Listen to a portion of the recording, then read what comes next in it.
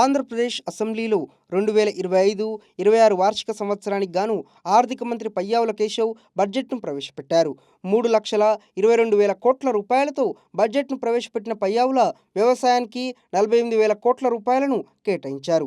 ఈ సందర్భంగా ఆయన మాట్లాడుతూ అప్పు తీసుకునే శక్తి లేని ఏకైక రాష్ట్రంగా ఏపీని మిగిల్చారని వైసీపీ ప్రభుత్వమే విమర్శలు గుప్పించారు. రాష్ట్ర విభజన అనంతరం రాజధాని కోల్పోయిన రాష్ట్రానికి ప్రజా రాజధానిగా అమరావతిని చేసుకున్నామని, ప్రస్తుతం ఇక్కడ పెద్ద ఎత్తున పనులు చేపడుతున్నట్లు వివరించారు.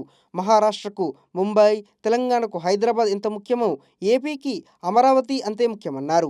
రెవెన్యూ వ్యయం 2,51,000 కోట్ల రూపాయలుగా, మూలధన వ్యయం అంచనా 40,635 కోట్ల రూపాయలు, రెవెన్యూ లోటు 33,000 కోట్ల రూపాయలు, ద్రవ్య లోటు 79,000 కోట్ల రూపాయలుగా అంచనా వేశారు. పాఠశాల విద్యకు 31,000 కోట్ల రూపాయలను, బీసీల సంక్షేమానికి 47,456 కోట్ల రూపాయలను, ఎస్సీ సంక్షేమానికి 20,281 కోట్ల రూపాయలను, ఎస్టీల సంక్షేమం కోసం 8,159 కోట్ల రూపాయలను కేటాయించారు. అలాగే డిప్యూటీ సీఎం పవన్ కళ్యాణ్ శాఖ అయిన పంచాయతీ రాజ్కు 18,847 కోట్ల రూపాయలను కేటాయించారు.